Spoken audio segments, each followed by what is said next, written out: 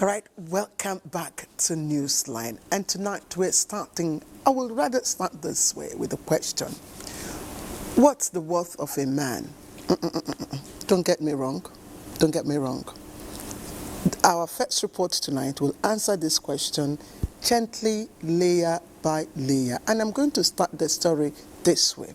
Fresh from the commemorations of International Men's Day, there's a renewed reminder to pause and truly see the men around us. Their struggles are often unspoken. Their sacrifices tucked quietly into the routine of daily life. Yet from fathers right before dawn to husbands holding their families steady and together to young boys learning to do their best. Their contributions shape our homes and communities in countless ways. So tonight, like I said, we will turn the spotlight on these everyday acts, small, steady gestures that may never make the news, but make all the difference. Ifoma Aikuje brings us this report that celebrates the value and the quiet strength of our men. Around the world, there is a renewed push to build a better, kinder society for men and boys, one that recognizes their everyday strength, many of which are expressed quietly. From fathers balancing work and family to boys trying to understand who they are becoming, people are beginning to pay attention to both their contributions and their struggles. We want to turn back to look at the sacrifices of fathers that are able to provide for their families, going out to, face the world, stress out themselves, and at the end of the day, just to make sure their family is comfortable. The thank you is just a word, but it means a lot to the man. In homes, workplaces, and communities, it's often the small acts of love, sacrifice, and responsibility that define men. Because as a man, you need to go out daily, whether as a civil servant, as a businessman, you must go out to provide for the family. Because the bulk of society's responsibilities fall mostly on men. My wife is not at home right now. I hold the baby, I feed him, I bathe him, and I carry this my baby, I help my wife. These little gestures inspire affectionate nicknames that speak louder than any grand action. My king, honey, Odogu, my guy, chairman, sweetheart, Baba the boys, my personal person, and the timeless, my love. Simple words, yet filled with appreciation many men rarely ask for. I'm already a happy man in terms of the wife God has given to me. I call my husband Obium. Obi means in our language, meet my heart. I call my husband Yekiye. It means my husband, my all. I call him Okumowe, the only man, and Wotorofa. There's not like him. As conversations on gender continue to evolve, one truth stands firm. Society does better when everyone does better, when men are supported, not judged, heard, not dismissed. I don't have to pay men for doing anything, but obedience, please do this, and you see that it is done. You are happy. I don't know how to unlock that knot. Just release it a bit. Show him love, show him appreciation, and you enjoy your relationship. And even for women whose painful experiences make them feel men shouldn't be celebrated, like those abandoned to raise children alone, their voices are part of this story too.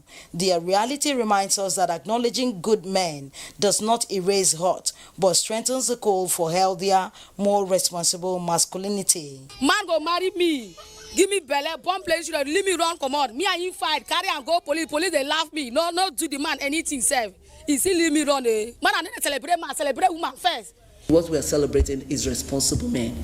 Men that are responding to duty. That's what I call responsible people. Not the ones that are walking away or running away from their responsibility. So every father, husband, mentor, colleague, brother, and the young boys who are finding their part, the world pauses to say, we see you, we value you, and you truly matter. And to the one who brings extra light to my world, consider this a quiet salute. Quiet salute. What do you call your spouse? You want to know what I call my spouse? You didn't hear me. All right, so while we're reminding our men of their wealth, women, on the other hand, are in faraway Ghana redefining excellence. Now, they took center stage at the 2025 Africa Women Conference, from mentoring girls in rural communities to helping vulnerable women to build their lives. Now, these champions were honored for the real everyday impact of their efforts. And our correspondent Oluseyi Adeagbo reports that the awardees were celebrated for touching lives and giving hope to families across the continent. Their work continues to push Africa towards a future where every girl has the chance to learn, grow, and thrive. For 3 days, Accra, Ghana welcomes delegates for the 9th Africa Women Conference, AWC, a premier gathering uniting women leaders, policymakers, entrepreneurs, young girls, and change makers from across the continent and diaspora. Some sing a song for women. Under the theme, Legacy Meets Innovation, Women Forging New Pathways for Africa's Sustainable Development. This year's conference focuses on gender inclusion, digital empowerment, and sustainable development for women and girls. As we return to our respective countries, let us carry both legacy and innovation with purpose. Let us monitor the younger women coming behind us. Use technology to solve local problems. Advocate boldly issues that uplift African women. And for me particularly, I'm very excited about, the conclusion or the agreement to come about a Pan-African film village that helps African women tell their own story. A major highlight of the 2025 AWC is the Awards Gala, which showcases Ghana's rich cultural aesthetics and honors several African leaders for their tireless efforts in promoting gender equality and protecting the rights of the girl child.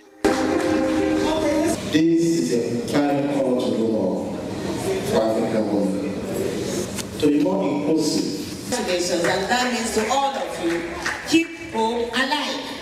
Dreams do happen in AWC. It's a great deal of honor and it's a call to serve more. And I pledge my commitment to the African women that I will do more. Hope of shelter.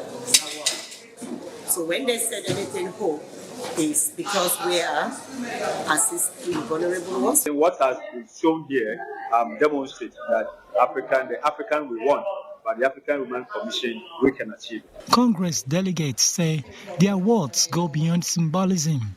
They represent a growing recognition that women's leadership and protection of girls' rights are essential to Africa's development.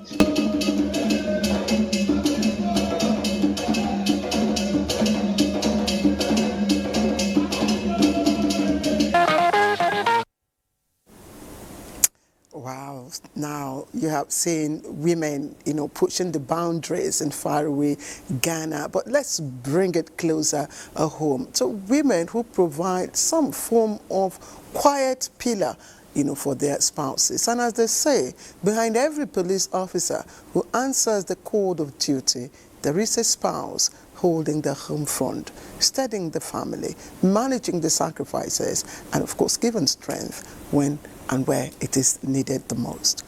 It is this quiet but powerful role that came into focus in Abuja as the Police Officers' Wives Association, POWA, opened its 2025 end-of-year week in a very colorful celebration of unity and purpose. Francis Fom brings us the sights and sounds of that event.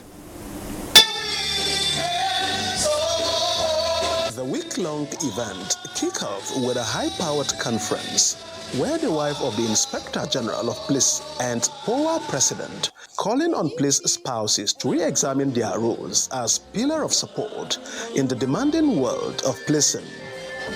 This gathering reminds us of our mandate to seek better ways to improve the welfare of our members, to provide assistance to the needy, to empower women with skills and opportunities.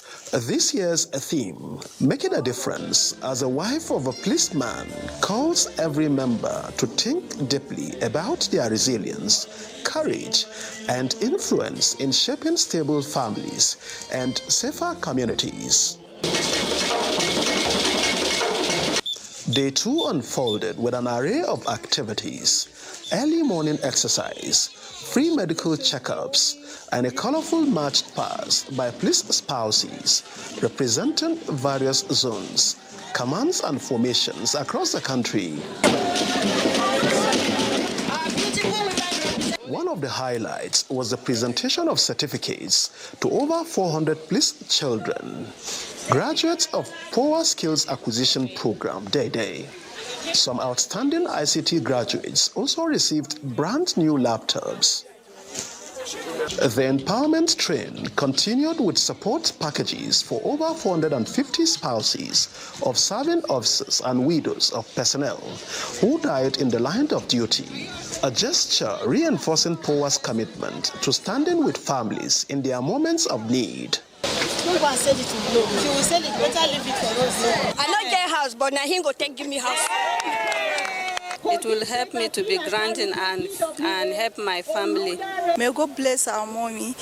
I get a grinding machine. Once we empower them with some of these tools, we expect them to utilize it very, very well so that they can stand on their own and cater for their families.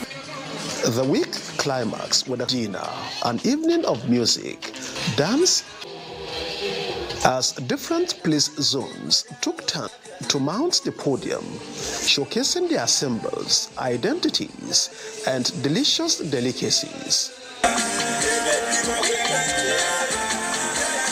A thrilling dance competition added color to the night, producing a winner as well as a second and a third runner-up. This is a tough time, and so I'm here to say that we honor them for their service. This conference is very impactful because they taught us how to take care of ourselves, even in the midst of the crisis. They are the soft power, so I will encourage them to continue to be a nurturer to their husband. When there is unity with the pillars of the home, our husband can go out there and work without fear. Behind every gallant police officer is a strong, resilient, and purposeful woman making a difference every single day. Indeed, when we look at these women, of course I'm talking about the spouses of the policemen, you'll discover that indeed there is need for a support system that is robust. But talking about robust support system, let's take you to Gombe, where women are not just supporting from the sidelines. In fact, they are delving right into it. And the sound of progress there is driven by women. Once seen as spectators in a male-dominated space, they now own the markets, lead the trades, and are building small enterprises that make a big difference. Now, many of them say the journey hasn't been easy though, but with persistence and community support, they are breaking barriers and building a future where women's enterprise drives development across that state. And Zara Umar Adamu has more for us. This is Gombe main vegetable market, a hive of activities of buyers and sellers. But what stands out most is that nearly every stall is managed by a woman. These women are entrepreneurs managing supply chains, negotiating with farmers and ensuring fresh produce reaches every home in Gombe and beyond. We decided to give them the opportunity to join the business because many of them are widows who have been struggling to provide. Even if they do not have any starting capital, we offer them goods on credit, allowing them to sell and return the money afterwards. This arrangement not only empowers them to earn a living, but also helps them regain confidence and independence. Some of the women in the business have been able to transform their lives remarkably. For instance, a number of them whose husbands did not own houses have been able to provide homes for their families through the income they earn from this business. Like Wani, many women traders have turned what used to be small-scale trading into thriving enterprises. The head of the family goes out in search of work and it's not fortunate enough to find any, the responsibility of sustaining the household often falls on the women. Many of them turn to the vegetable business because it is in constant demand by everyone. Though this venture, they are able to multiply their income, feed their families, pay school fees, and meet other essential needs. We decided to come out and engage in the business instead of sending our children to hawk on the streets. It is better for us as mothers to bear the responsibility and find a decent means of survival. This vegetable business has become our main source of livelihood. Beyond the markets, another women-led business is also gaining popularity, the lacquer processing business. I have been able to acquire more than 10 houses. I started this business with a capital of not more than 5,000 naira, and today I am a proud owner of asset worth over 5 million naira. This journey has taught me that with determination, patience, and hard work. From vegetable stalls to groundnut oil factories, women in Gombe are now fully participating in business and, of course, taking a lead. This development shows that women are redefining their stories by proving that they can contribute and optimally support their spouses and the nation's economic growth. All right, and our next story will take us, of course, to Jigawa, and it is that of Zainab Usman, who's an ordinary village woman whose life once mirrored the struggles of many rural families, living from hand to mouth, uncertain of the next meal, yet refused to give up. Now, she is the proud owner of a small business that she proudly runs. Hawa Haliru Haruna brings us her journey of success. Yes, Zainab Usman lived in the shadows of poverty, a mother of 5. She struggled daily to provide for her family. Life became a cycle of odd jobs and borrowing money just to put food on the table. There were days when cooking even one meal felt like a luxury. Then comes a turning point when she joined a women's cooperative group in her community, a small weekly savings and loan scheme where women support one another. I have been into different businesses such as selling of pure water, local drinks, processing of groundnut to candy, just to stand on my feet and put food to the table for my children. Through the group, she received mentorship, emotional support, and a small interest-free loan. With that, she expanded her tiny poultry business from just 10 chicks to something meaningful. We used to contribute to the group of village savings and loan, where I collect loan, which I used to add into my poultry business. Then came an even bigger opportunity, the Jigawa State Women Economic Empowerment Initiative, a government program offering financial aid and business training to vulnerable women. Today, Zainab has a thriving poultry of more than 100 chickens. Her home, once filled with worry, now echoes with hope and laughter. I encourage women not to relent on their effort. They should dream big, work hard, continue trying, as great things never come easy. Zainab's journey reflects a growing wave of grassroots women entrepreneurs in Jigawa, powered by community support, government intervention, and the unbreakable will of women determined to rewrite their own stories. Wow, what an inspiring and courageous story coming from Jigawa. Congratulations. And let's take a short break. We have more inspirational and soul-lifting stories after the break.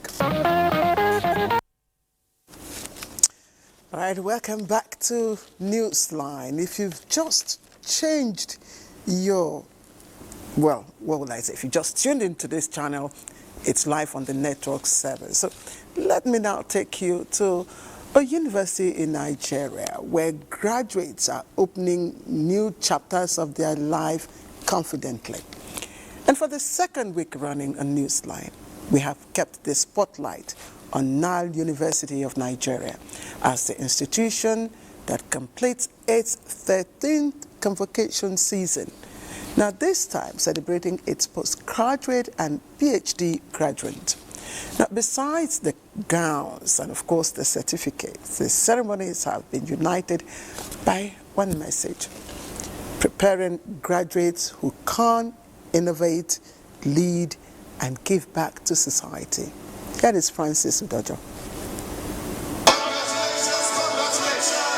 Step by step, the postgraduate graduates of Nile University of Nigeria made their way into the convocation hall, a proud moment accompanied by renditions that reflected years of sacrifice, hope, and achievement. Dressed in full academic colors, the procession of principal officers followed, the men and women whose daily work shapes scholars and nurtures character. One after another, deans of various faculties presented their postgraduate candidates, including the pioneering set of PhD graduates in law. Their presentation paved the way for the Vice-Chancellor to formally confer the degrees. And those unavoidably present for whom the dean stands proxy, to the Doctor of Philosophy degree of Nile University of Nigeria, as the case may be, congratulations. Families filled the hall, and parents who had so learned, worked overtime, or gone without food, all to witness this moment of fulfillment for their children. I want to say a big thank you to my parents. Communication is very vital, and I believe that I will add a positive value to the society. Since she was born, she has been a peaceful child. So I have given her full support to go to any level she wants to go to in education. The environment is really encouraging, and it makes everything easier for students. We are extremely happy, very, very happy. They invested appropriately, and frankly, they are doing very well compared to many of our universities. I'm here because my son have graduated in Masters of Business Administration. I'm excited. I can see the impact. Prior to coming here, you know how people say, oh, coming to a private university, things are easy. I promise you it's not. Every single person that maybe came out with the first class, just know that they worked really, really, really hard for it, and every single person deserved it. The caliber of the faculty for me was impressive. Their dedication to duty was top-notch. Vice-Chancellor of Nile University, Professor Dili Dogo, urges graduates to step into the world as innovators and responsible leaders, reminding them that their communities expect positive impact.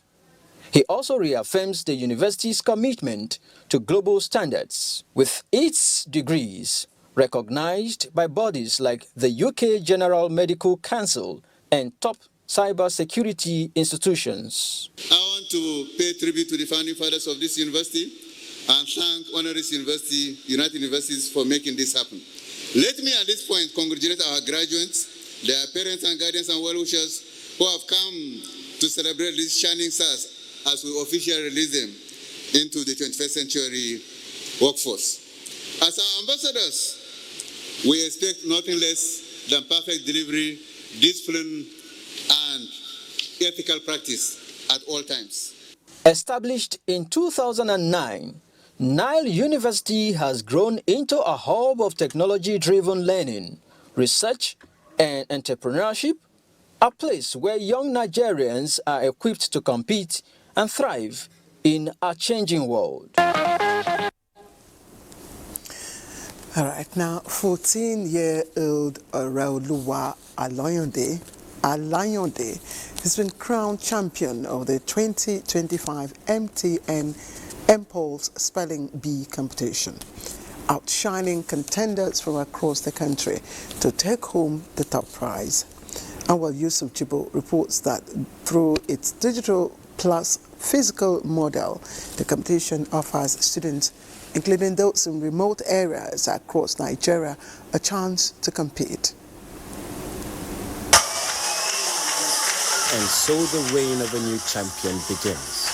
14-year-old Oreolua Alayande, a student of St. Lawrence Metropolitan College in Ekiti State, emerged winner of the 2025 MTN M-Pulse Spelling Bee Grand Finale after outspelling, outlasting, and outshining contestants from across the country. Oreolua's victory is more than a trophy moment. It comes with a total prize package that includes a 5 million naira education grant, a laptop, a smartphone, the M-Pulse Face of the Year title, and the rare privilege of being MTN CEO for a day.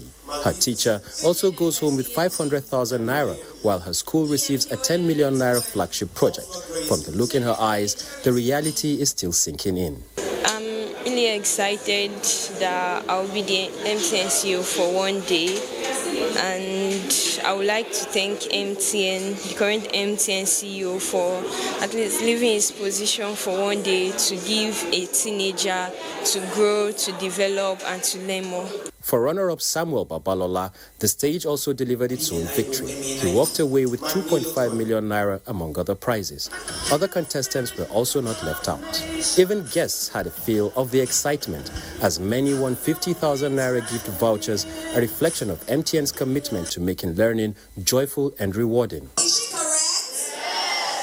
According to Babalola Oyele, Director for Strategy and Innovation at MTN Nigeria, the competition is designed to develop vocabulary, build confidence, and nurture academic excellence among Nigerian children. We believe very much in the youth. We believe in the young people of Nigeria. That's why we created the platform M-Pulse, and there's a lot on that platform for the young people. And then this opportunity, so you can imagine the vigorous process they go through to prepare, the learning, the vocabulary, the coaching, right? So I believe that strengthens them.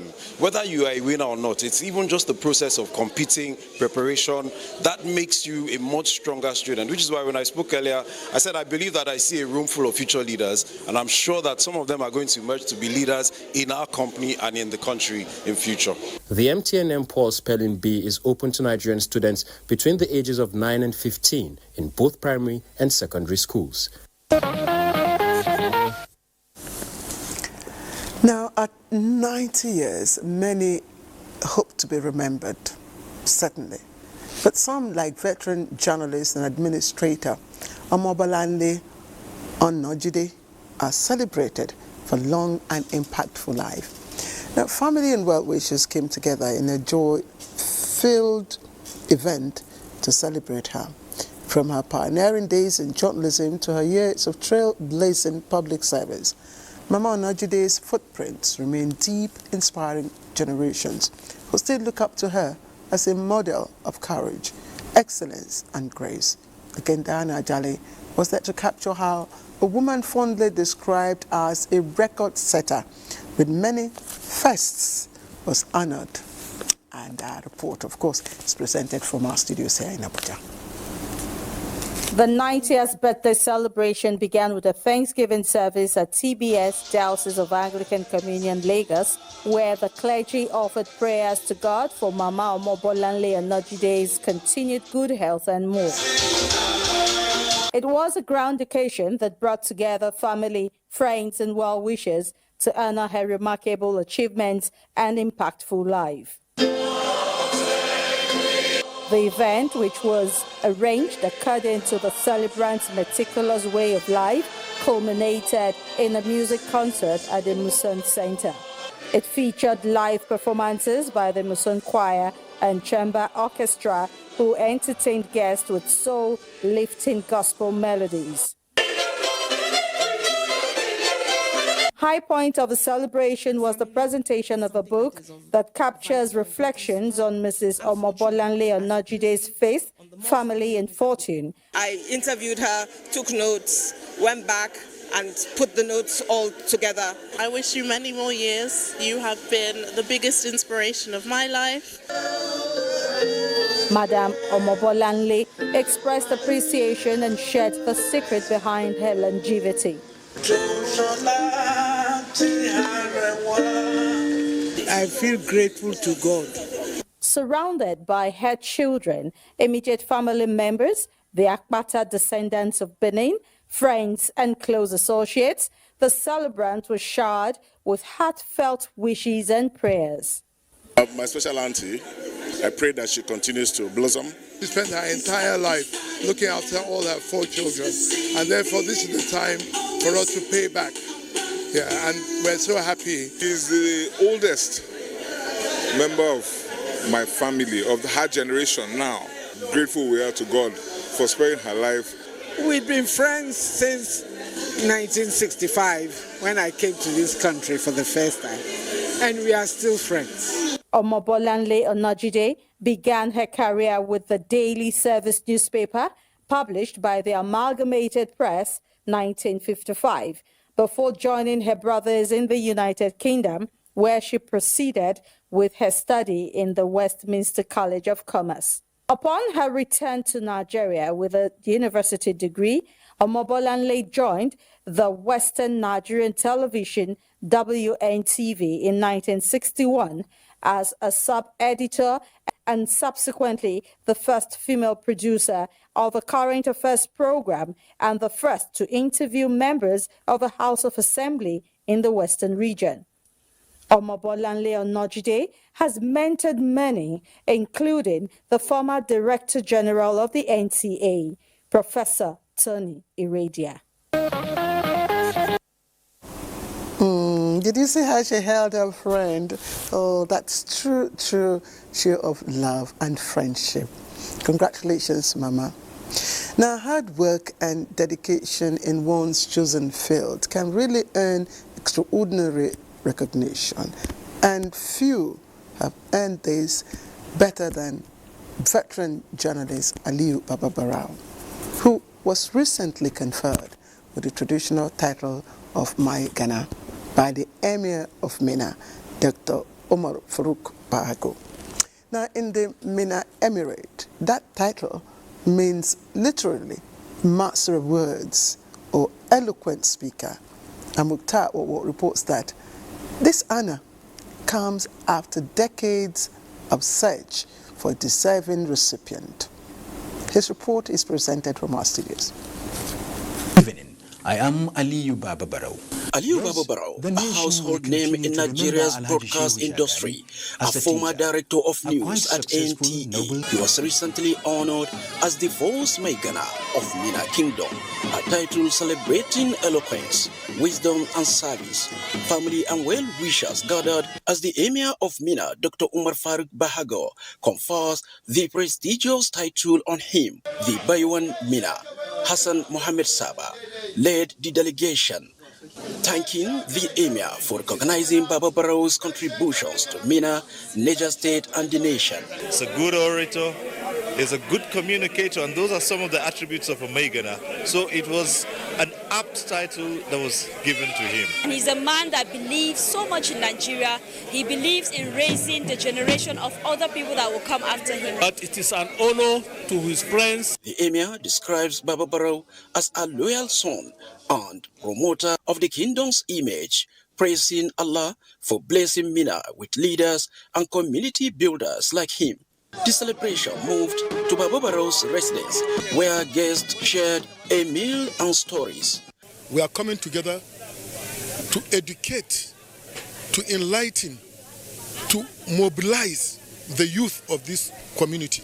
As he is related with the media and TV and NTA channel, it is the major responsibility of social work. Based on his experience and the vast knowledge he had in the whole nation, he will bring it here into the Emirate. He is a man of lots of words of wisdom. So I believe people would definitely benefit from his experience over the years, and he's going to give back to the people. The elated Maigana says such gathering brings people together for one Nigeria. We will expand the horizon of people's thoughts, people's thinking, people's faculty of ideas in order to forge ahead for development, for peace and security, and for protection of life and properties. All these regional, tribal, religious division, we should do away with it. The title, Maigana, meaning Master of Words, honors those known for eloquence, storytelling, diplomacy, and advisory roles, qualities Baba Barrow has demonstrated throughout his career in journalism and community service. Now, let me tell you something, and I really mean it. If words were gold, Baba Barrow, or should I say my Ghana, would have been much, much richer than the richest man in Africa. So my Ghana, now you have the traditional license to speak your mind, so go on, so. All right, let's take another break. When we come back, we'll, of course, bring you more stories on Newsline. All right, thank you for remaining with us. Now, let me take you back in time in 1987. Now, they were simply boys, talented, determined, and unafraid to dream beyond the boundaries set before them. Now, they came from different corners of Nigeria, each carrying his own story, his own struggle, and his own quiet hope. But on the polished floorboards of the African Junior Basketball Championship at Abuja 87, they found a common purpose to prove that Nigeria could rise to the top of African basketball, and rise they did. Bright Ebuchwe tells us this amazing story of the boys who became legends.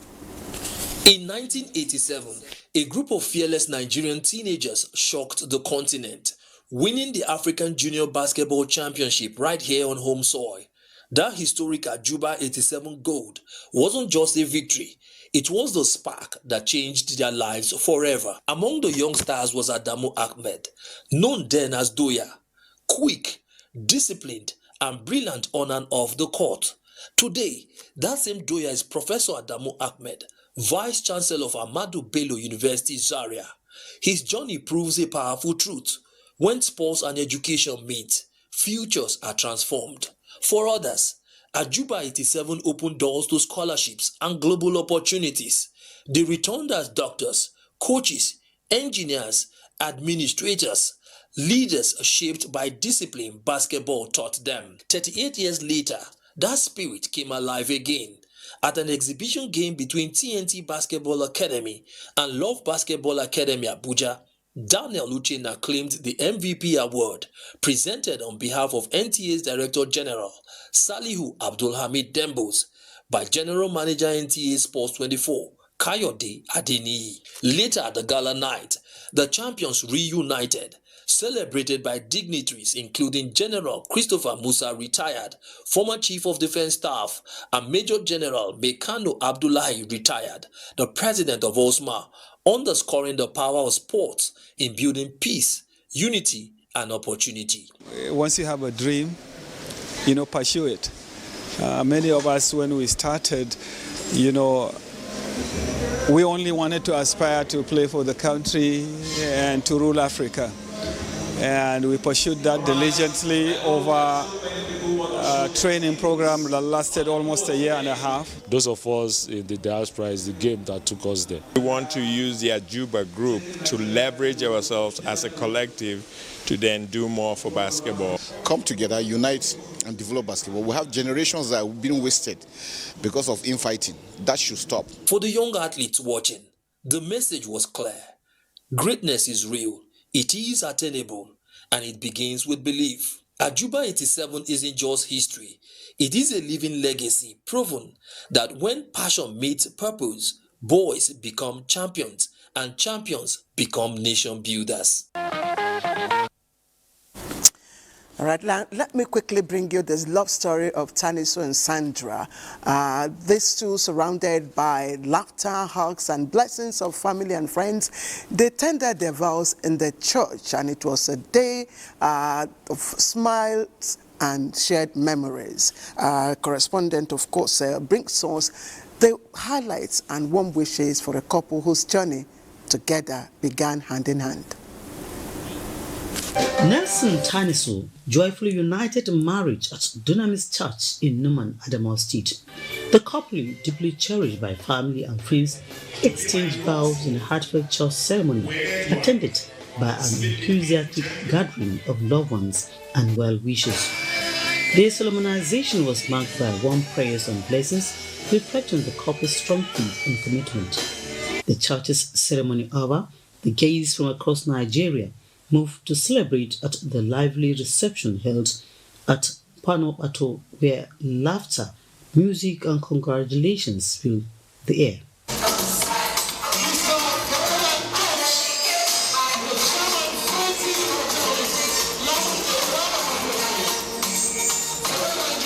The chairman, family members and friends shared touching stories and expressed their admiration to Nelson and Sandra's bond. It's one of my happiest days. Seriously, I don't even know how to explain how I felt today. I'm so amazed. I'm so happy. It's the day I've been praying and longing to see. And thanks be to God that it has come. Well wishes showered the newlyweds with heartfelt encomiums, wishing them a future filled with love, success and happiness. Time is everything every human being should have. The lady who married him today is perhaps the luckiest woman on earth. It is the happiest day of my life to see my daughter getting married. This last born is exceptional, so selfless, so he's just there for everybody. I didn't know his wife very well, Sandra, but everyone who knows Sandra has a good testimony. So I believe God just brought two perfect people together. I want to pray that God will guide them in this journey of life and that God will give Tani the wisdom to provide the right leadership in his family. I am happy today because I have come to celebrate with the couple. I think for the fact that I know Tani since with the elder sister Lydia Samson, it has been a good one, and I believe he's going to take care of his wife. My wish is that they live peacefully. They should be a model to other couples. I never had any problem with my husband, so I want him to follow the same way. The joyous occasion highlighted the beauty of unity and community support as Nelson and Sandra embark on the new journey together, surrounded by the genuine affection of those closest to them.